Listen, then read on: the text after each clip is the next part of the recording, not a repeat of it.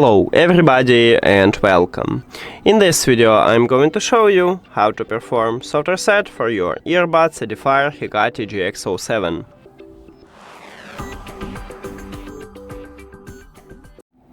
You have to start by put your earbuds to the charging case and then close the case.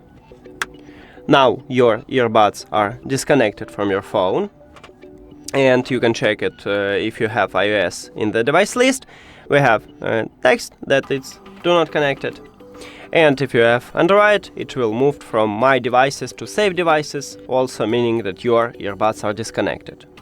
Then you just open the charging case and your earbuds reconnect with your earbuds, and right here we have information that is connected. If you have Android it will return to my devices from save devices.